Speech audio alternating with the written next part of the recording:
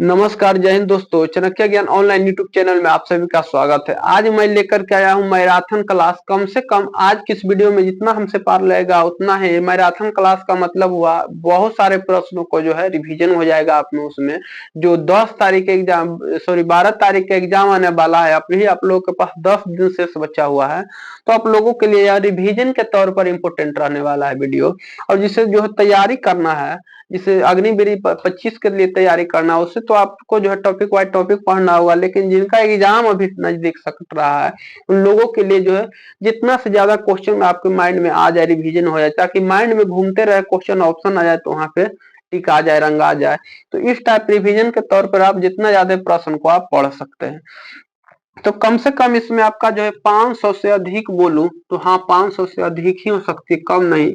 क्योंकि जब वीडियो चले लाएगा तो ये सब बात नहीं होगी। लगातार क्वेश्चन से क्वेश्चन, धड़ाम धड़ाम क्वेश्चन आते रहेंगे और सोल्यूशन होते रहेगा। तो 500 से प्लस क्वेश्चन का रिवीजन होने वाला है। आप लोग इस वीडियो को अंत तक देखें। यदि जब आपके जो है 12 जनवरी का एग्जाम हो रहा था, आप लोगों के लिए यह वीडियो बहुत इंपोर्टेंट रहने वाला है। तो उस नए चलते हैं सबसे पहला प्रश्न की ओर। पहला प्रश्न है, संसार में सर्वाधिक जनसंख्या वाला देश कौन है? मतलब सबसे ज्यादा संसार में आबादी, सबसे ज्यादा आदमी, सबसे ज्यादा पॉपुलेशन कहाँ पर है? तो सर्वाधिक जनसंख्या वाले देश हमारा जो है भारत हो गया है। प्रिंट पुराना है, इसी कारण से वह चीन उसमें लिखा हुआ। चीन दूसरी नंबर पर बात की जाए तो दूसरी नंबर पे सबसे ज्यादा कौन थे? तो चीन है अभी के समय में। पहले चीन आगे थी जनसंख्या से। अब जनसंख्या से संबंधित जब क्वेश्चन आया है तो जनसंख्या से संबंधित जो भी एग्जाम में क्वेश्चन आप लोग के आने की संभावना है, उस सभी क्वेश्चन को एक बार रिवाइज कर लेते हैं। बात की जाए जनसंख्या गणना की। जनसंख्या गणना के अध्ययन को हम लोग जो है डेमोग्राफी पढ़ते हैं। जनसंख्या के अध्ययन को डेमोग्राफी पढ़ते हैं। डेमोग्राफी किसका अध्ययन है? जनसंख्या के अध्ययन। जैसे आप लोग पढ़ते होंगे शैवाल के अध्ययन को फाइकोलॉजी, कवक के अध्ययन को माइकोलॉजी, कीट के अध्ययन को सेरिकल्चर, रेशम कीट के लिए एपीकल्चर। तो इस प्रकार से अध्ययन होता है। उसी प्रकार जनसंख्या के अध्ययन को हम लोग डेमोग्राफी कहते हैं।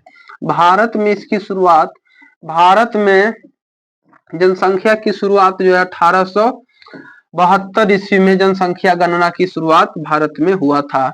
और यह गणना जो है प्रत्येक 10 साल के अंतराल में होता है। 10 साल के अंतराल में होता है। पिछली बार गणना कब हुआ है? पिछली बार गणना जो है 2011 में हुआ था। और अगली बार होना था 21 में, लेकिन कोरोना के कारण यह गणना नहीं हो पाए थे। जनसंख्या संबंधित अध्ययन डेमोग्राफी कहलाता है।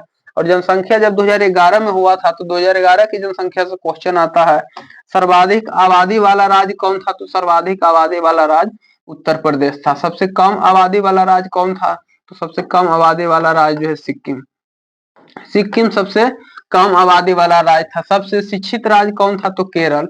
सबसे ज्यादा पढ़ा लिखा राज्य था, जिसे साक्षर बोलते, सबसे ज्यादा साक्षर राज्य केरल था। और सबसे निरक्षर राज्य कौन था? तो बिहार था, हम लोगों का बिहार। सबसे निरक्षर राज्य कौन था? मतलब कम पढ़ा लिखा कौन था? तो बिहार था। इन सभी प्रश्न आपके एग्जाम में पूछे जाते हैं। जनसंख्या संबंधित बिहार में क्वेश्चन आता है। घनत्व जब पूछेगा, घनत्व का मतलब हुआ सबसे ज्यादा घना आबादी कहाँ है? 2011 के जनगणना के अनुसार बिहार जो है सबसे ज्यादा घनत्व वाले राज्य थे। तो इन सभी क्वेश्चन जनसंख्या से संबंधित आपके लिए बनती है। दूसरा क्वेश्चन है, राष्ट्रपति लोकसभा में कितने सदस्यों को मनोनीत कर सकते हैं? राष्ट्रपति से आ गई तो राष्ट्रपति के लिए पहले सीट जान लेते हैं। राष्ट्रपति जो है 2 सीट को मनोनीत कर लेते हैं। टोटल जैसे चुनाव हम लोगों का होता है, लोकसभा के चुनाव होता है, तो लोकसभा के चुनाव हम लोगों का जो है 543 सीट की ही चुनाव हुए होता है और सब दिन हुई है। जो भी सीट है अभी के फिलहाल के अनुसार 543 सीट पे चुनाव हुए थे। चाहे आप 24 देख लीजिए, 29 आने वाला होगा, या फिर जो भी होगा पिछला 2019 वाला 5। लेकिन सीट तो हम लोग पढ़ते हैं कि लोकसभा में कुल सीटों की संख्या, लोकसभा में कुल सीटों की संख्या तो 545 होती है। तो कितना होती है? 545। चुनाव होता कितना पर? 543 पे चुनाव होता। तो 2 सीट जो बच गई, इसी 2 सीट को राष्ट्रपति के अंडर रहता है। राष्ट्रपति जिसे चाहे उसे इस सीट पे बैठा सकता है, उसे बोला जाता है मनोनीत। उसे बोला जाता है मनोनीत। तो राष्ट्रपति टोटल के टोटल 2 सीट को मनोनीत कर सकते हैं। तो इसका करेक्ट आंसर 2 हो जाएगा। इसका करेक्ट आंसर 2 हो जाएगा। तीसरा प्रश्न की ओर चलते हैं, सर्वग्राही रक्त समूह कौन से, मतलब रक्त समूह से क्वेश्चन क्यों न, बहुत क्वेश्चन इससे आता है। साइंस और जो जीके का क्वेश्चन है दोनों इसमें मिक्स हुआ हुआ क्वेश्चन है, रक्त से क्वेश्चन आता है। रक्त को पहले हम लोग छेड़ देते हैं इसको पूरी तरह से। रक्त को ब्लड के नाम से भी जाना जाता है। यह दो प्रकार, ये इसके बारे में जान लेते। पहले ये होता है तरल संयोजी उत्तक। तरल संयोजी उत्तक होता है। तरल संयोजी उत्तक जो है कौन होता है, तो ये होता है रक्त होता है। रक्त पर एक प्रकार का उत्तक हमला, यह जो है प्लाज्मा अवस्था में पाया जाता है। प्लाज्मा, प्लाज्मा अवस्था और कैसी अवस्था होती है, चतुर्थ अवस्था।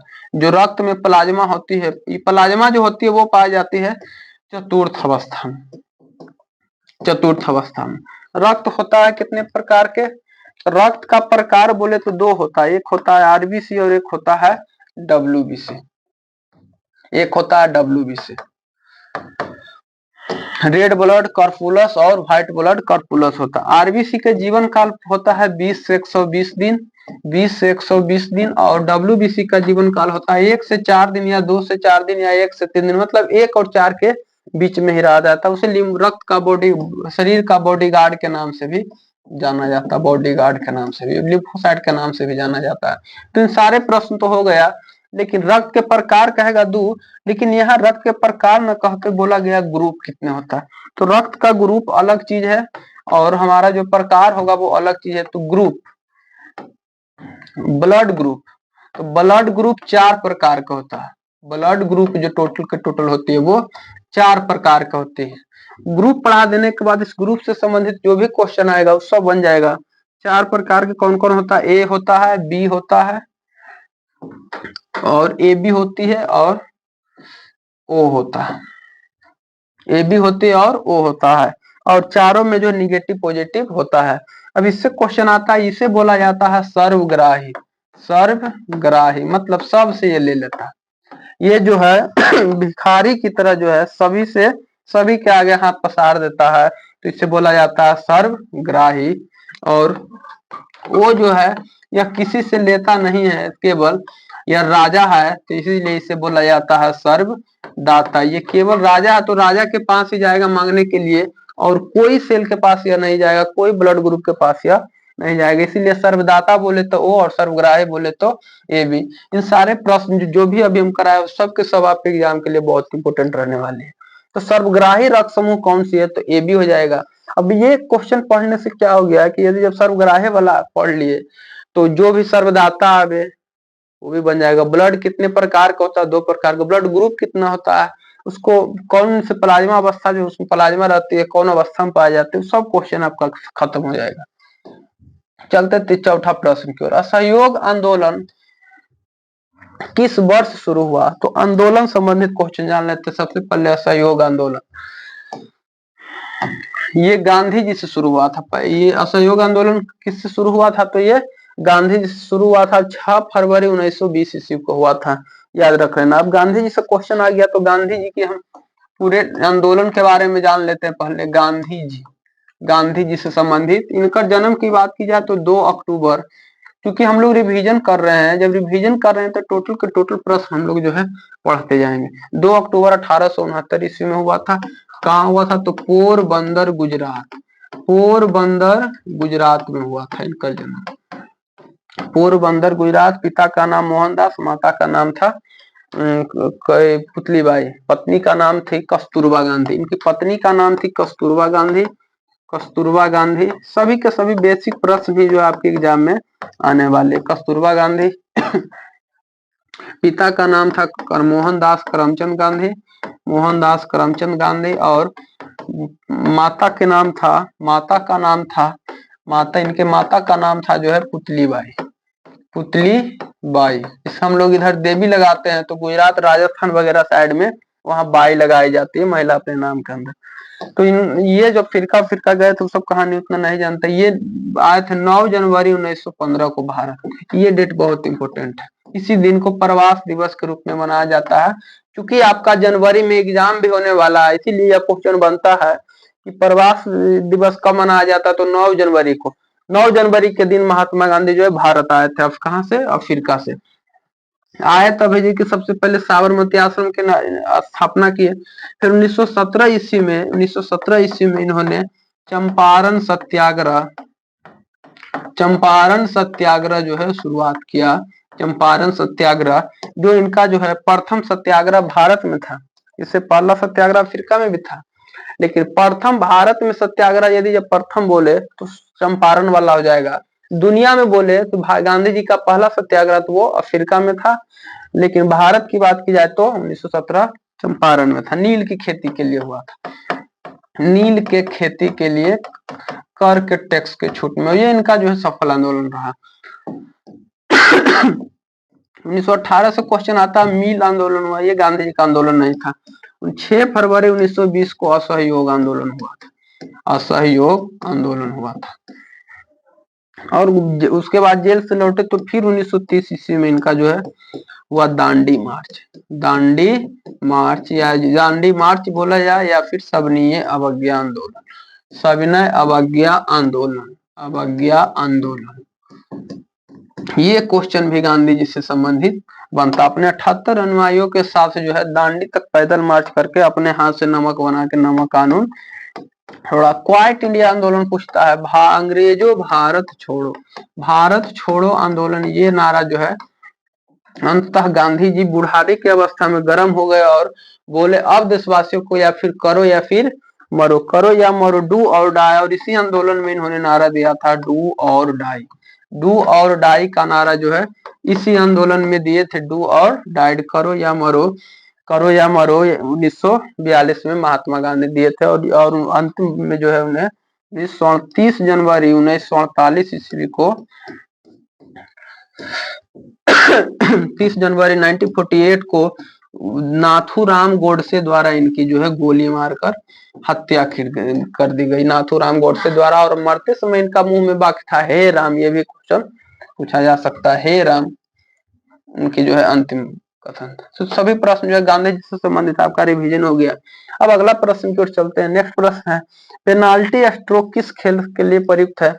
तो पेनाल्टी आपके जो है हॉकी के लिए संबंधित, और इस खेल खिलाड़ी से संबंधित बहुत सारे शब्द और शब्दावली और कप होते हैं, और इसे डिवीजन में कराना जो है पॉसिबल नहीं है। तो इसे आप लोग जो है पीछे वीडियो में जाकर के या फिर किसी नोट से आप रिवीजन इसे कर लेना है आपको। पेनाल्टी स्ट्रोक हॉकी से संबंधित है। 5वां क्वेश्चन है छठा भारतीय संसद का निम्न सदन कौन सा? तो संसद के सदन से क्वेश्चन आ गया। तो सांसद में हम लोगों का जो है 2 प्रकार का होता है सांसद, एक होता है लोकसभा सांसद, एक होता है लोकसभा सांसद, एक होता है लोकसभा सांसद और एक होता है राज्यसभा सांसद। इसकी लंबी कहानी है कि 2 सांसद हम लोगों के संविधान में क्यों लाया गया। यदि जब एक किसी कारण चुनाव हुआ, चुनाव भी कैंसिल हो गया, बार बार बहुत लफड़ा रहने के कारण हो सके भारत की गद्दी पर चुनाव का सफल हो ही नहीं पाया, और साल 2 साल जो है लग गया चुनाव कराने में। तो उस स्थिति में जो है राज्यसभा या फिर देश में युद्ध आ गया, चुनाव भी चल रहा है, युद्ध भी हो रहा है, तो उस स्थिति में राज्यसभा सांसद जो है देश चला सकता है, नियम कानून वगैरह।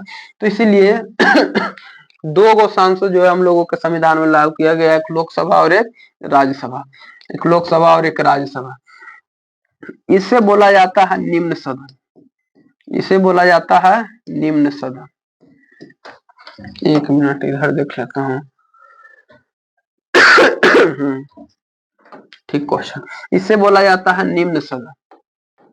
लोकसभा के सदन जो होता है जिसके नेता कौन होता है? तो इसके नेता होता है प्रधानमंत्री।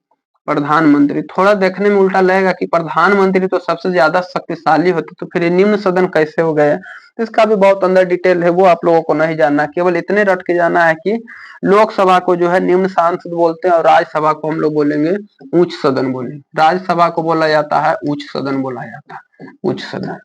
ये होता है अस्थाई, ये होता है अस्थाई, मतलब इसकी कोई अस्थाई जो है सीट नहीं होता। इसकी आयु जो होता है 5 वर्ष के लिए होता है। तो ये होता है अस्थाई सदन, ये होता है अस्थाई सदन, अस्थाई सदन। ये क्या होगा फिर यहाँ पे जो है राज्यसभा आगे हो गई। इसकी कार्यकाल होती है 5 वर्ष के, लेकिन इसके सदस्यों की कार्यकाल होती है 6 वर्ष के लिए, 6 वर्ष के लिए। और प्रत्येक वर्ष 2/3, ये इंपोर्टेंट है, कुल जितना भी सीट है उसके 2/3 जो है सांसद जो है प्रत्येक बार रिटायर होंगे मतलब चुनाव होंगे, रिटायर्ड होंगे या फिर रिटायर्ड ना बोल करके दोबारा भी हो सकता है, तो इसे चुनाव बोला जा सकता है।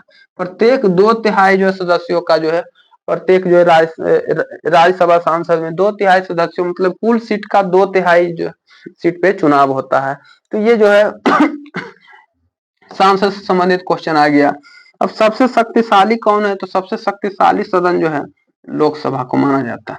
शक्तिशाली सदन, बहुत इसके पास पावर होता है, सारा चीज तो लोकसभा से ही खेला होता है। लोकसभा जो है सबसे ज्यादा ताकत होता है। और इससे और एक क्वेश्चन पूछता है कि इसके नेता कौन होता है, तो इसके नेता जो होता है ये होते हैं प्रधानमंत्री। और इनके नेता कौन होता है, तो राज्यसभा के जो नेता होता है ये होता है उपराष्ट्रपति होता है। ये क्वेश्चन याद कर लेना। अभी उपराष्ट्रपति कौन है, धनखड़ जी है, और जो है प्रधानमंत्री नरेंद्र मोदी। 7वां क्वेश्चन की ओर चलते। सिख धर्म की स्थापना किसने की थी, तो सिख धर्म की स्थापना आपके गुरु नानक देव ने किए थे। अब सिख धर्म से संबंधित क्वेश्चन आ गया तो इससे संबंधित भी जान लेते हैं। सिख धर्म में टोटल 10 गुरु हुए, इसमें टोटल 10 गुरु हुए। उसके बाद सिख धर्म में गुरुओं का अस्तित्व खत्म हो गया। टोटल 10 गुरु हुए, जिसमें और संस्थापक बोलिए जो प्रथम होता है, जो स्थापना की, उसे संस्थापक बोला जाता है, या प्रथम गुरु बोलिए या फिर संस्थापक बोलिए, ये थे गुरु नानक देव। क्योंकि हम लोगों के संबंधित बेसिक जो भी प्रश्न आएगा उन सभी प्रश्न को हम लोगों को पढ़ लेना है। ये जरूरी नहीं है कि जो नोट्स में आएगा उसी प्रश्न जो एग्जाम में पूछ सकता है। बेसिक प्रश्न के अंतर्गत कुछ भी पूछ सकता है, छोटे प्रश्न, और ये सभी प्रश्न के छोटे ही हैं और आपका रिवीजन हो जाएगा। तो ऐसा है वीडियो जो को अंत तक देखना है, ताकि आपका जो है पूरे के पूरे जो है कम से कम 1500 कितना क्वेश्चन बन रहा है, कोई गिनती के लिए सवाल नहीं है। टोटल प्रश्न आप लोग के लिए इंपोर्टेंट रहने वाला है। गुरु नानक देव का जन्म जो है 1469 ईस्वी में हुआ था। और कहाँ हुआ था, तो तलवंडी पाकिस्तान में हुआ था। तलवंडी पाकिस्तान। इनके जन्म स्थान को नानकाना के नाम से जाना जाता है। नानकाना के नाम से जाना जाता है। पूछता लंगर व्यवस्था की शुरुआत, जिसे लंगर बोलते हैं, तो लंगर व्यवस्था की शुरुआत जो है गुरु नानक देव। लंगर का मतलब होता है भोज। देखे होंगे गुरुद्वारा के आसपास जो भोज होते रहता है गुरुद्वारा में। तो लंगर व्यवस्था की शुरुआत कौन थे किए थे, तो गुरु नानक देव किए थे। सिख धर्म के गुरु हुए, अंतिम गुरु कौन हुए, तो अंतिम गुरु जो हुए 10, अंतिम गुरु मतलब 10 गुरु बोले तो अंतिम में 10वीं गुरु, तो ये थे जो है गुरु गोविंद सिंह। इनकी जन्म जो है गुरु गोविंद सिंह थे, और इनकी जन्म कहाँ हुआ था, तो पटना साहिब में हुआ था। पटना साहिब में इनके जन्म हुआ था। तो पटना साहिब आज भी फेमस है गुरु गोविंद सिंह के जन्म स्थान के लिए। और ये सभी के सभी जो है इंपोर्टेंट क्वेश्चन जो है सिख धर्म से संबंधित बनता है। चलते अगला प्रश्न की ओर। भारत में जनगणना कितने वर्ष की होती है, तो ये जो है 10 वर्ष के अंतराल में होती है। ये क्वेश्चन अभी जनसंख्या संबंधित क्वेश्चन तो आपका जो छूटने का नाम ही नहीं लेगा, तो ये हो जाएगा 10 वर्ष। नेक्स्ट प्रश्न है मेघदूत किसकी रचना है, और रचना संबंधित जो भी क्वेश्चन है उस सब के लिए हम पिछले वीडियो में करा चुके हैं, फिर भी देख लेते रचना संबंधित। कालिदास, मेघदूत हो गया, रघुवंशम हो गया, ये सभी के सभी जो है मेघदूत, रघुवंशम, ये किनके पुस्तक है, तो ये है कालिदास की। कालिदास के कौन सी उपाधि जाना जाता है, तो भारत का शेक्सपियर के नाम से जाना जाता है। ये भी इंपोर्टेंट क्वेश्चन है, भारत का शेक्सपियर के नाम से किसे जाना जाता है, तो ये कालिदास को जान। मेघदूत, रघुवंशम, सूर्यवंशम, इन सभी जो है पुस्तक जो है कालिदास के द्वारा ही लिखा हुआ था। अगला है भारत के स्वतंत्रता के समय ब्रिटेन के प्रधानमंत्री कौन थे, जब समय भारत स्वतंत्र हुआ था। स्वतंत्रता से संबंधित क्वेश्चन जान लेते हैं। स्वतंत्र भारत जो हम लोगों का हुआ था वो हुआ था 15 अगस्त 1947 को। और ये क्वेश्चन तो भूलने वाला नहीं है, और ये क्वेश्चन आएगा भी नहीं। यदि जब आ भी जाएगा तो उससे कोई जान लीजिए कि 50 नंबर नहीं 49 नंबर का जो है एग्जाम हो रहा है। 15 अगस्त 1947 को हमारा देश इंडिपेंडेंट हुआ था। लेकिन गणतंत्र कब हुआ था, गणतंत्र, ये क्वेश्चन हल्का सा जान है, हल्की सी जान है इसमें भी। तो गणतंत्र हम लोग के हुए थे 26 जनवरी 1950 ईस्वी को। इस दिन संविधान लागू हुआ था, सौंपा गया था नवंबर में, लागू हुआ था जो है 50 में। इससे भी उटपटांग 2-4 प्रश्न बनते हैं। क्वेश्चन क्या था, जिस समय आजाद हुआ था उस समय ब्रिटेन के जो है प्रधानमंत्री कौन थे? तो ब्रिटेन के प्रधानमंत्री थे क्लीमेंट इटली। वही क्वेश्चन आया, मतलब 1947 के समय प्रधानमंत्री कौन थे? तो वह थे क्लीमेंट इटली थे। और क्लीमेंट इटली जो है भारत के आजादी दिलाने के लिए अपने ही संसद में पारित किए बिल और भारत के आजादी दे दिए। शौक से नहीं, उनकी भी मजबूरी रही होगी, क्योंकि उनके पास भी जो है सेकेंड वर्ल्ड वॉर जो है चल रहा था, इसी कारण उनका भी मजबूरी रहा होगा। कोई किसी शौक से, कोई अपने जो है, वो लोग जो है शौक से कैसे छोड़ सकते थे? तो क्लेमेंट इटली जो थे हम लोगों के आजादी के समय वहां के प्रधानमंत्री थे। ये भी इतिहास के पन्नों में छप गए भारत के। अगला क्वेश्चन, एक जीमा शरीर के किस अंग को प्रभावित करता है? ये आ गया अब साइंस का क्वेश्चन। साइंस का क्वेश्चन, एक जीमा रोग, एक जीमा एक तरह से जख्म होता है, और जख्म होता है तो ऐसी जख्म नहीं है कि एक जगह होकर के रुक जाती है, ये पूरे शरीर में जो है फैल सकती है। तो इसे जो है पूरे शरीर में फैल तो नहीं सकती, लेकिन जहां होगी वहां पे त्वचा को, त्वचा का मतलब हुआ चमड़ा, त्वचा का मतलब हुआ चमड़ा, और वो चमड़ा को जो है सड़ा गला सकता, तो चमड़ा को प्रभावित करता है एक्जिमा बीमारी, कवक के कारण होता है। अगला, संसार का सबसे बड़ा महासागर कौन सा है? महासागर टोटल महासागर की बात की जाए तो महासागर में सबसे बड़ा महासागर हमारा जो है पैसिफिक ओशियन हो गया। बड़ा महासागर, बड़ा महासागर ये हम लोग का प्रशांत महासागर, प्रशांत महासागर। पूछता मोरियाना गर्त, मरियाना ट्रेंच जो है सबसे गहरा ट्रेंच है, ये भी कहाँ है? तो मोरियाना ट्रेंच जो है हमारा जो है, ये भी जो है प्रशांत की महासागर में। मोरियाना ट्रेंच जो प्रशांत महासागर है, और यह दुनिया का सबसे बड़ा महासागर है। अगला, पेनाल्टी किक, उथा प्लांटी हॉक थे और इथा प्लांटी किक। तो किक मारते फुटबॉल से, इसके लिए ज्यादा सोचना नहीं है, पेनाल्टी किक भी फुटबॉल से पेनाल्टी किक फुटबॉल से संबंधित है। चलते हैं नेक्स्ट प्रश्न की ओर। एक मिनट। अगला प्रश्न है, रणजी ट्रॉफी का संबंध किस खेल से है? तो रणजी ट्रॉफी मतलब रन मारना, ये भी क्रिकेट से संबंधित है। और ट्रॉफी से संबंधित बहुत सारे प्रश्न बनते हैं, इसलिए मैं इसका सोल्यूशन नहीं कराऊंगा। अगला क्वेश्चन है, ज्ञानपीठ पुरस्कार किस क्षेत्र में दिया जाता है? तो ज्ञानपीठ पुरस्कार जो है साहित्य के क्षेत्र में दिया जाता है। और पुरस्कार से संबंधित क्वेश्चन जो है हम लोग जान लेते हैं, कौन से पुरस्कार कब दिया जाता है। तो बात की जाए पुरस्कार की, दुनिया में सबसे ऊंचा पुरस्कार कौन माना जाता है? तो संसार में सबसे ऊंचा पुरस्कार माना जाता है नोबेल पुरस्कार। नोबेल पुरस्कार को जो है संसार में सबसे ऊंचा पुरस्कार मानी जाती है नोबेल पुरस्कार की। और इसकी शुरुआत जो है 1901 10 दिसंबर 1901 ईस्वी में अल्फ्रेड नोबले ने किया था। अल्फ्रेड नोबले ने किया था, अल्फ्रेड नोबले ने किया था इसकी जो है शुरुआत। भारत में बात की जाए, ये थे दुनिया की। भारत में बात की जाए पुरस्कार में, तो भारत में पुरस्कार दो तरह का होता है। एक होता है भारत में पुरस्कार नागरिक पुरस्कार हो गया, नागरिक पुरस्कार हो गया, और एक होता है सैन्य पुरस्कार। ये दोनों ही पुरस्कार हैं, लेकिन सैन्य पुरस्कार, ये दोनों में श्रेष्ठता अलग अलग है। भारत में सब कहेगा केवल भारत का सबसे ऊंचा सम्मान कौन है, भारत का सबसे बड़ा सम्मान कौन है? तो वो है नागरिक सम्मान में कौन? भारत रत्न। भारत रत्न जो हाल ही में कर्पूरी ठाकुर और एक और उनका क्या नाम है, दो व्यक्ति को मिला था।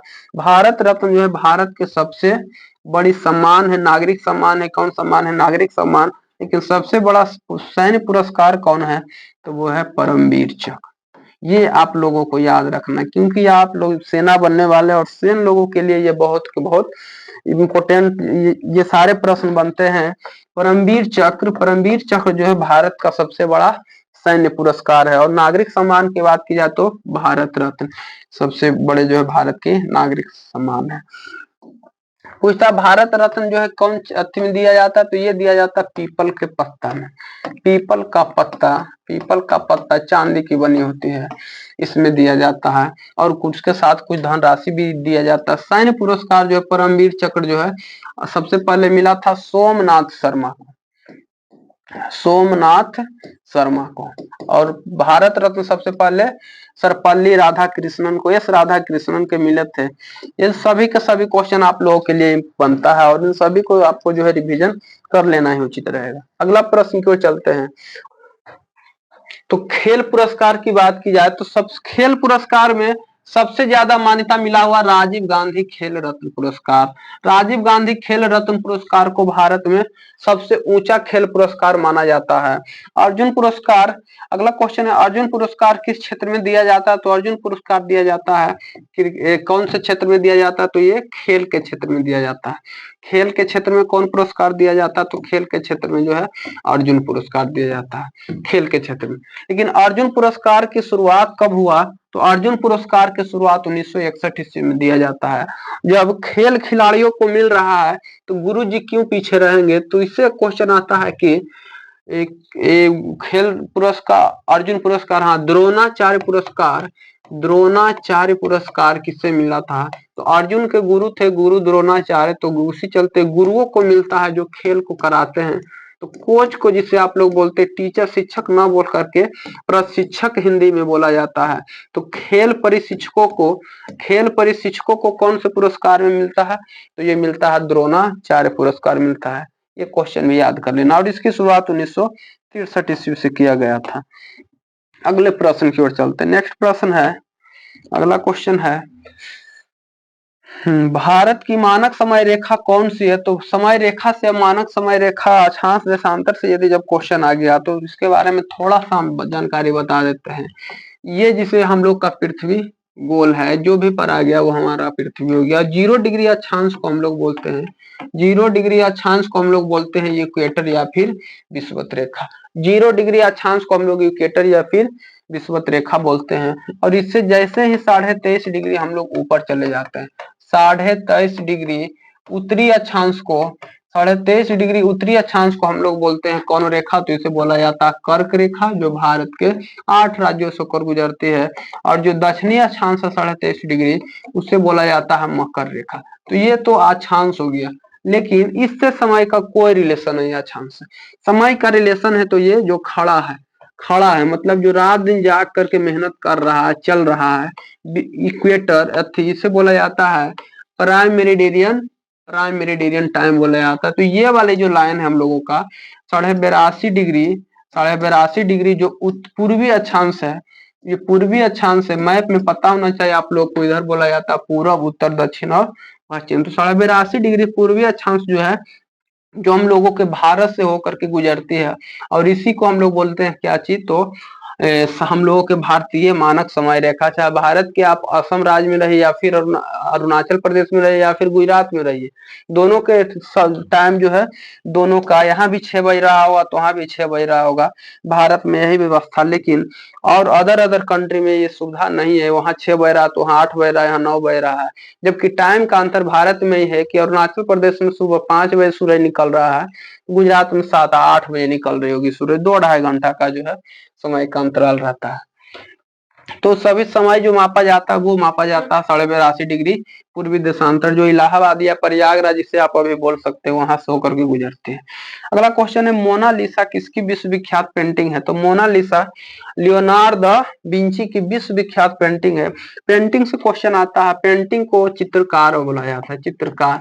और चित्रकार युग जो है जहांगीर के शासन काल में भारत में सबसे चरम सीमा पर थे। जहांगीर के शासन काल में जो सबसे पहले जो है बहुत चरम सीमा पे जो है चित्रकार पहुंचे हुए थे यहाँ। अगला क्वेश्चन है भारत में कितने उच्च न्यायालय है, तो भारत में टोटल 25 उच्च न्यायालय है। 24 था और हाल ही में जो है आंध्र प्रदेश में, कितने तेलंगाना में जो है बनकर तैयार हुआ है 25वां हाई कोर्ट जिसे बोला जाता है। अगला कोई विधेयक धन विधेयक है या नहीं, इसकी फैसला कौन करता है, तो इसी की फैसला लोकसभा अध्यक्ष करता है। इसकी फैसला लोकसभा अध्यक्ष से क्वेश्चन भी एग्जाम में पूछा गया है, आर्मी एग्जाम में। लोकसभा अध्यक्ष 19 में पूछा हुआ क्वेश्चन है। लोकसभा अध्यक्ष तो क्वेश्चन आता है, सबसे पहला लोकसभा अध्यक्ष कौन थे? तो ये थे जीबी मावलंकर। जीबी मावलंकर, ये क्या बता दिए, ये भी जीबी। तो जीबी नहीं है, इस जीबी को छेड़ भी सकता है, और छेड़ देगा तो दुविधा में फंस जाइएगा। इसे बोला जाता है गणेश बी से वसुदेव, गणेश वसुदेव मावलंकर बोला जाता है, गणेश वसुदेव मावलंकर बोला जाता है। सबसे जो है पहला थे, प्रथम ये लोकसभा अध्यक्ष थे। उसके बाद जो है एक पूछता सुमित्रा महाजन, पूछा था 19 में, 2019 तक कौन थे? 14 से 19 तक ये थे सुमित्रा महाजन। सुमित्रा महाजन थे। ये 14-19 के एग्जाम में पूछा चुका, टीए आर्मी का एग्जाम में ही पूछा चुका। 2024 में कौन है? 2024 में हमारा जो है ओम बिरला बने थे। इस बार का फिर से ओम बिरला है। 19 से 24 भी कौन थे? तो 19 से 24 भी कौन थे? तो 19 से 24 तक भी ओम बिरला ही थे। इसीलिए आप लोगों को ओम बिरला को नहीं भुलाना है, ओम बिरला थे। ओम बिरला। राष्ट्रपति का कौन कौन मंत्री है? यही करंट है, आर्मी के लिए करंट अफेयर्स में यही पूछ सकता है कि कौन मंत्री फिलहाल कौन है, कौन मंत्री फिलहाल कौन है, राष्ट्रपति कौन है, उपराष्ट्रपति कौन है, ये सभी आपको याद करके जाना है। अंतिम मुगल सम्राट कौन था? तो बहादुर शाह जफर द्वितीय। अब मुगल सम्राट से क्वेश्चन आता है, मुगल वंश की स्थापना 1526 ईस्वी में पानीपत के प्रथम युद्ध के साथ बाबर ने किया था। बाबर का बेटा हुआ हुमायूं और हुमायूं से निकला अकबर, अकबर से आया जहांगीर के बाद आया आपका शाहजहां, और शाहजहां के बाद जो है औरंगजेब। इसी प्रकार आते रहा, और फिर जाकर के बहादुर शाह जफर द्वितीय जो था, यहाँ द्वितीय लगाना इंपोर्टेंट हो जाएगा। ये था मुगल वंश के सबसे अंतिम शासक था, मुगल वंश के सबसे अंतिम शासक बहादुर शाह जफर द्वितीय था। गोदान किसकी रचना संबंधित भी बहुत जबरदस्त तरीका से, कौन पुस्तक और लेखक संबंधित, थंबनेल में जाकर के आप इसे वीडियो देख सकते हैं, प्लेलिस्ट में प्लेलिस्ट तो नहीं तैयार है, थंबनेल में ही आपको जो दिखा देगा। गोदान किसकी रचना? तो गोदान गब्बन, फिर भी बता देता हूँ, गोदान हो गया, गब्बन हो गया, रंगभूमि, कर्मभूमि, ये सभी के सभी क्वेश्चन जो है पुस्तक जो है मुंशी प्रेमचंद्र, और इन्हें कलम के सिपाही के नाम से भी जाना जाता है, मुंशी प्रेमचंद्र की सभी के सभी ये सब रचना। अगला है स्वाइन फ्लू बीमारी किस विषाणु से फैलती है? तो स्वाइन फ्लू बीमारी जो है H1N1 नामक विषाणु से फैलती है, H1N1 विषाणु से फैलती है। अब चलते हैं थोड़ा, अब अगला पेज की ओर चलते हैं। अभी तक तो इतने में बहुत सारे प्रश्न हो गया, बहुत सारे आपका जो है प्रश्न का रिवीजन हो जाएगा यदि जब आप इस वीडियो को देख लेते हैं अंत तक। अगला क्वेश्चन है, राष्ट्रीय मतदाता दिवस कब मनाया जाता है? तो राष्ट्रीय मतदाता दिवस मनाया जाता है आपके 25 जनवरी को मतदाता दिवस, क्योंकि आपके जनवरी में एग्जाम है, तो जनवरी वाला तो दिन दिवस एक आध पूछ सकता है। तो राष्ट्रीय मतदाता दिवस कब मनाई जाती है? तो मतदाता दिवस आपके जो है जनवरी महीने में मनाई जाती है। जनवरी में और कौन कौन सी मनाई जाती है? तो अभी तो आप लोग 1 जनवरी को मनाए होंगे नया साल, ये आज तक नहीं पूछा किसी एग्जाम में और नहीं पूछेगा भी है, तो नया साल तो आपके एग्जाम में नहीं आने वाला है। पुलवामा हमला पूछ सकता, फरवरी वाला पूछ सकता, वैलेंटाइन डे वाला भी पूछ सकता 14 फरवरी को। इन सब क्वेश्चन आप लोगों के लिए पूछा जा सकता है। तो 9 जनवरी को क्वेश्चन आता है, 9 जनवरी को हम लोग मनाते हैं प्रवासी दिवस, क्योंकि इस दिन महात्मा गांधी जी विदेश से भारत आए थे, तो इस दिन को हम लोग प्रवासी दिवस के रूप में याद करते हैं। 9 जनवरी को प्रवासी दिवस के रूप में जाना जाता है। और क्वेश्चन आ सकता है 26 जनवरी को, 26 जनवरी के दिन हम लोग का संविधान लागू हुआ था, इसीलिए इसे गणतंत्रता दिवस के नाम से भी जानी जाती है। 25 जनवरी को मतदाता दिवस मनाया जाता है, मतदाता दिवस। इन सब प्रश्नों को आपको याद कर लेना। अगला क्वेश्चन है, भारत सरकार का संवैधानिक मुखिया कौन होता है? संविधान के हिसाब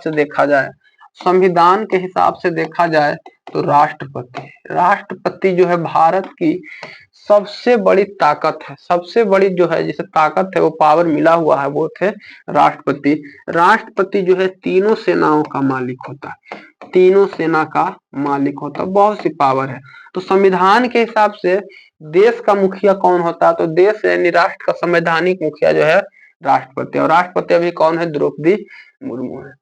अगला क्वेश्चन है, नमक कानून को तोड़ने के लिए महात्मा गांधी ने कौन सा आंदोलन शुरू किया, तो नमक कानून को तोड़ने के लिए महात्मा गांधी ने 1930 ईस्वी में सविनय अवज्ञा आंदोलन किए थे। और ये क्वेश्चन भी हमने अभी के अभी रिवीजन करा दिया था। अपने 78 अनुयायियों के साथ जो है साबरमती आश्रम से दांडी तक पैदल मार्च करके गए थे, और पैदल मार्च करके गए और वहां जो है अपने हाथ से नमक बना करके गांधी जी ने नमक कानून तोड़ा। बोला देश मेरा समुद्र मेरा, तो नमक पर टैक्स लेने वाले आप कौन थे, नहीं तो नमक पे भी टैक्स लिया जाता। और वही हाल आज भी यदि जब ही आकर के देखा तो आज भी भारत के हर एक वस्तु पर जो है टैक्स लगता है।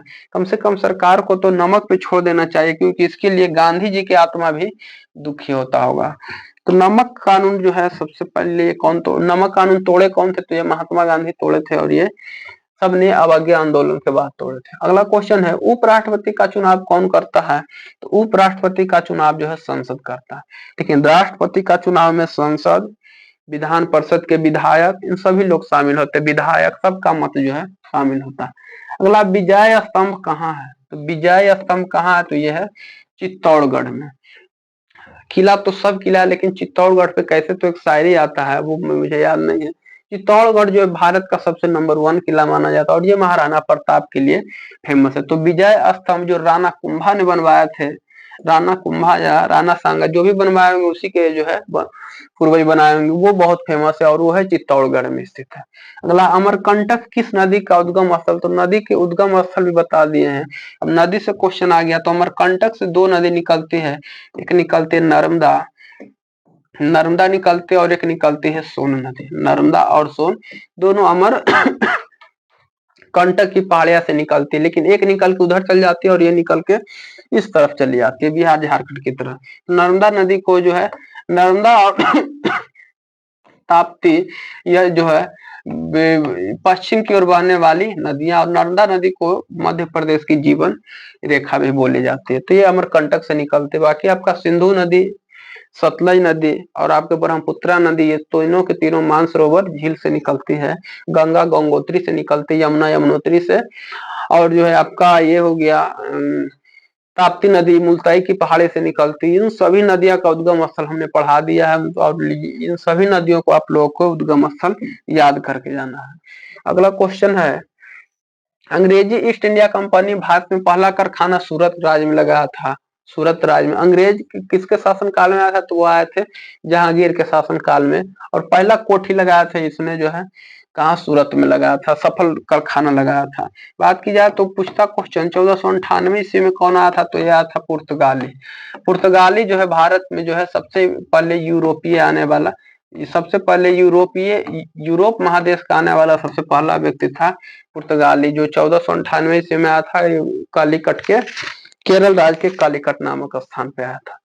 अगला है, आईने अकबरी किसकी पुस्तक है, तो ये पुस्तक है अबुल फजल के। पुस्तक संबंधित क्वेश्चन तो आपको जो है जाकर के देख लेना, क्योंकि पुस्तक कौन आ जाएगा कहाँ से इसकी कोई गारंटी नहीं ले सकता, और पुस्तक संबंधित कम से कम 50-60 पुस्तक जो हमने पढ़ा रखा है। तो आईने अकबरी पुस्तक किसकी है, तो अबुल फजल की लिखी है। बुली शब्द किस खेल से संबंधित, तो बुली शब्द हॉकी से संबंधित है। ये क्वेश्चन ऐसा याद कर लेना, बुली शब्द हॉकी से संबंधित है।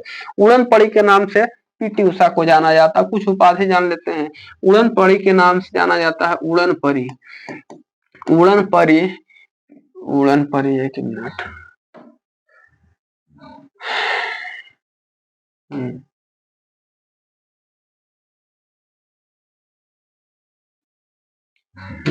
उड़न परी के नाम से पीटी उषा को जाना जाता है। पूछेगा आपका फ्लाइंग सिख कौन है, तो फ्लाइंग सिख के नाम से किसे जाना जाता है, तो फ्लाइंग सिख के नाम से मिल्खा सिंह को जाना जाता था, जाना जाता अभी भी है फ्लाइंग सिख के नाम से, मिल्खा सिंह को हम लोग जानते हैं, फ्लाइंग सिख। उड़न परी के नाम से किसे जाना जाता है, तो उड़न परी के नाम से हम लोग पीटी उषा को जानते हैं।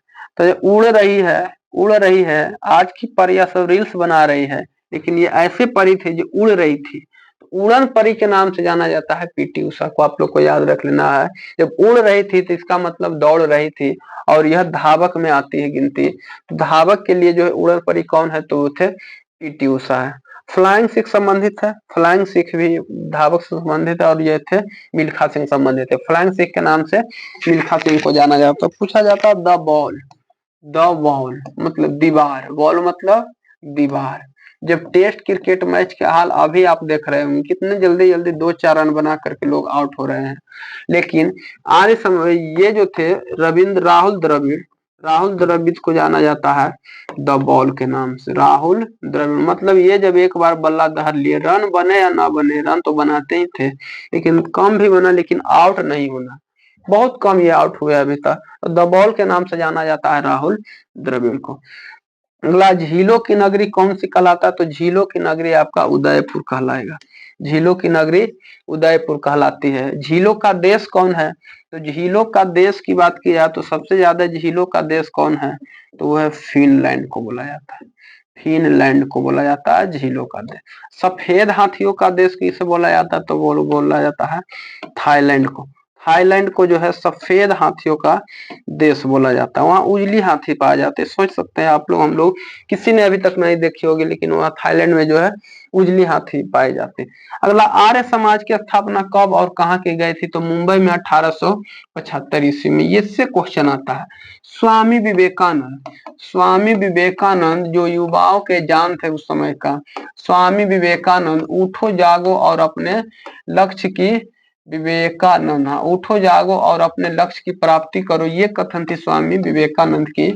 और 12 जनवरी को इनकी जयंती मनाई जाती है विवेकानंद जी को, और युवा दिवस भी उसी समय मनाया जाता है। तो स्वामी विवेकानंद से क्वेश्चन आता है, इन्होंने जो है आर्य समाज की स्थापना किए थे। आर्य समाज की स्थापना किए थे, कब किए थे, तो 1875 ईस्वी में मुंबई में स्थापना किया थे, और ये पूरे भारत में फैल गया था। और क्वेश्चन आता, सत्यार्थ प्रकाश पुस्तक थी, सत्यार्थ प्रकाश ये किताब थी, इसकी रचना भी स्वामी विवेकानंद ने किए थे। और क्वेश्चन आता है इनसे, सत्यार्थ प्रकाश हो गया, आर्य समाज की रचना हो गया। डीएवी दयानंद एंग्लो विश्वविद्यालय, इसकी स्थापना भी स्वामी विवेकानंद ने ही किए थे। इन सब क्वेश्चन जो है स्वामी विवेकानंद से संबंधित आपके जो है बनते हैं एग्जाम के लिए। अगला क्वेश्चन है, सबसे प्राचीन वेद कौन सी है, तो सबसे प्राचीन वेद वेदांग, वेद वेदांग उपनिषद पुराण। ये न पूछे, ये भारत की संस्कृति का अंग है, ऐसा हो ही नहीं सकता। तो वेद से संबंधित क्वेश्चन जान लेते हैं। वेद की संख्या सबसे पुराना जो है, सबसे पुरानी चीज कौन है, सबसे पुरानी पाठ्य पुस्तक की बात की जाए तो सबसे पुरानी संकलन, सबसे पुराना पुस्तक कौन है, तो ये पुराना धर्म ग्रंथ भी आप इसे बोल सकते हैं। धर्म ग्रंथ कौन है, तो वो वेद है। वेद की संख्या 4 होती है, कौन होती है, ऋग वेद होती है, ऋग वेद होती है, अथर्व वेद होती है, सब हम रिवीजन करा रहे हैं ये सब। अथर्व वेद होती है, यजुर वेद होती है, यजुर वेद होती है, और एक होता है आपका जो है साम वेद होता है, जहां तहां से लिखा गया, लेकिन हम इसका क्रम दे देते हैं। सबसे पहले इसकी रचना हुआ, तो जो पहले आया जो पुराना हो गया, ऋग वेद, साम वेद, यजुर वेद, और सबसे अंत में बना वो अथर्व वेद। ऋग वेद, साम वेद, यजुर वेद, और अंतिम में जो वेद बने, अंतिम वेद बने वो अथर्व वेद थे, और शुरुआत में जो पहला वेद बने वो थे साम वेद बने थे, ऋग वेद बने थे।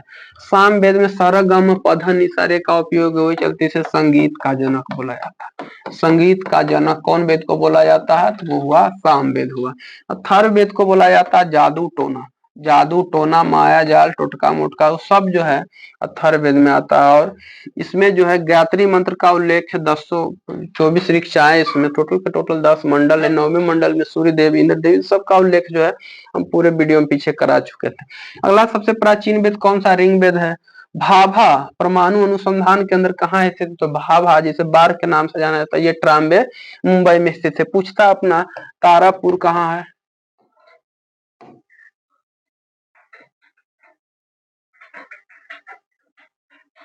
एक मिनट,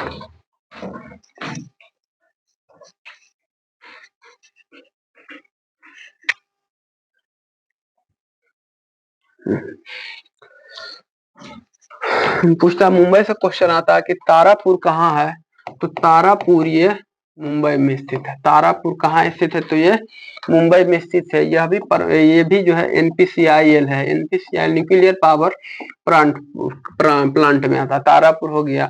आपका पूछता तारामंडल कहाँ है? तारामंडल नहीं, तारामंडल तो पटना में है। ये तारापुर हो गया।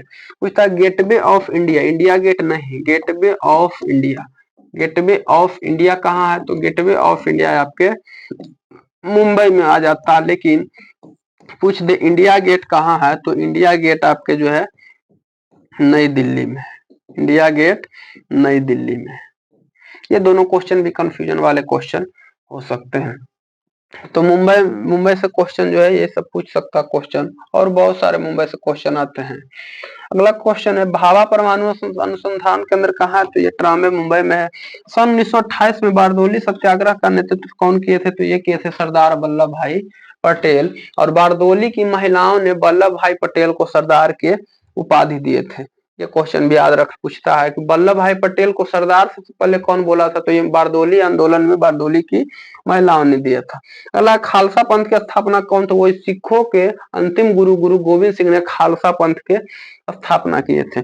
मुगल वंश की स्थापना अभी बता चुके, बाबर ने किया था। भारत की पहली महिला IPS अधिकारी कौन थे? भारत की पहली की बात की जाए तो पहली IPS अधिकारी कौन थी? तो पहली IPS अधिकारी थी किरण बेदी। किरण बेदी सबसे पहले IPS अधिकारी थे। तो IAS अधिकारी कौन है? Indian administrative service. तो ये थे आपके अन्ना जॉर्ज प्रथम IAS थे। तो IPS आ गया तो आपका प्रथम IPS किरण बेदी थे। कथक किस राज्य का शास्त्रीय नृत्य है? तो कथक जो है उत्तर प्रदेश का, लेकिन कथकली केरल का है। नृत्य से संबंधित क्वेश्चन आप लोग बहुत सारे सब पढ़े होंगे। कथक उत्तर प्रदेश और कथकली केरल। झूमर राजस्थान। बहुत सारे नृत्य से संबंधित भी एक प्रकार का अब तो महासागर बन चुका है। और GD के एग्जाम में बहुत सारे टाइप के प्रश्न जो है SSC GD में सब ज्यादा प्रश्न पूछे जाते हैं। टीपू सुल्तान की राजधानी कौन सी थी? तो टीपू सुल्तान की राजधानी जो है श्रीरंगपट्टनम थी। और श्रीरंगपट्टनम कहाँ पड़ता है? तो ये पड़ता है आपके कर्नाटक में। कर्नाटक राज्य में जो है टीपू सुल्तान की राजधानी जो है श्रीरंगपट्टनम जो है पड़ती है। कहाँ पड़ती है? तो ये कर्नाटक में पड़ती है। अगला क्वेश्चन है चाइना मैन शब्द किस खेल से संबंधित है? तो चाइना मैन शब्द जो है क्रिकेट से संबंधित है। क्रिकेट में यह शब्दावली उत्पन्न होता है। सबसे कठोरतम पदार्थ कौन था? तो सबसे कठोरतम पदार्थ आ गया धातु। तो पदार्थ में हीरा हो जाएगा, लेकिन यदि जब धातु कह दे तब हीरा नहीं होगा। सबसे कठोरतम पदार्थ धातु की बात की जाए तो वो हो जाएगा आपके जो है प्लैटिनम। प्लैटिनम जो है सबसे कठोरतम मानी जाती है। सबसे कठोरतम धातु प्लैटिनम है। शरीर में बात की जाए तो सबसे शरीर में कठोर पदार्थ क्या? तो दांत का जो इनामेल होता है वो। तो कठोर से क्वेश्चन आपका 3 तरह का बना। कठोर पदार्थ कौन है? हीरा है। कठोर धातु कौन है? प्लैटिनम है। कठोर शरीर का अंग कौन है? तो वो दांत का इनामेल जिसमें चौहुआ जो है फंसा हुआ है, वो है सबसे कठोर माने जाते हैं। अगला डायनामाइट का आविष्कार किसने किया? तो अल्फ्रेड नोबले ने किया था। टैंक का आविष्कार, सब चीज के आविष्कार जो है हमने बता रखा है, पिछले वीडियो में जाकर के आप देख लीजिएगा। बिस्मिल्लाह खान किस खेल से संबंधित है? तो शहनाई से संबंधित है। और इन्हें भी है भारत रत्न शहनाई के क्षेत्र में मिला था। ऑस्कर पुरस्कार किस क्षेत्र में मिलता? तो ऑस्कर अवार्ड जो है फिल्म के क्षेत्र में मिलता है। एड्स का पूरा विस्तार क्या है? Acquired immuno deficiency syndrome. AIDS विषाणु के कारण होता है। HIV विषाणु के कारण होता है। गलत यौन संबंध के या बीमारी कारण होता है, और इसका अभी तक इलाज नहीं आया। इसीलिए एड्स से संबंधित क्वेश्चन आपके जो है बनता है। और यह प्रभावित करता है शरीर के कौन अंग को? तो ये करता है प्रतिरक्षा तंत्र को। प्रतिरक्षा तंत्र को यह प्रभावित करता है। एड्स हो गया, HIV हो गया, ये सभी के सभी जो है विषाणु के कारण होता है। जलियांवाला बाग में गोलीबारी का आदेश किस जनरल ने दिया था? तो माइकल ओ डायर ने दिया था। पटना का प्राचीन नाम क्या था? और यह घटना कब हुआ था जलियांवाला बाग? तो 13 अप्रैल 1919 ईस्वी में हुआ था पंजाब में। पंजाब के अमृतसर शहर में। पंजाब के अमृतसर शहर में। साक्ष्य के लिए उस जगह आज भी सरकार ने उसे जो है छोड़ रखा है। पटना का प्राचीन नाम पाटलिपुत्र था। दिल्ली का प्राचीन नाम इंद्रप्रस्थ था। और अलग अलग शहर का जो है प्राचीन नाम जो है आपको पढ़ करके जाना। दिल्ली में लाल किले किसने बनवाया? तो मुगल बादशाह शाहजहां ने बनवाया। तो आज हम की वीडियो में बस इतना ही प्रश्न। फिर यदि जब आप लोग को इस टाइप का रिवीजन अच्छा लगा होगा आप कमेंट में बताइएगा, और हम जो है सभी को और लेकर के आएंगे इस टाइप का और वीडियो। चलते बस आज की वीडियो में इतना है।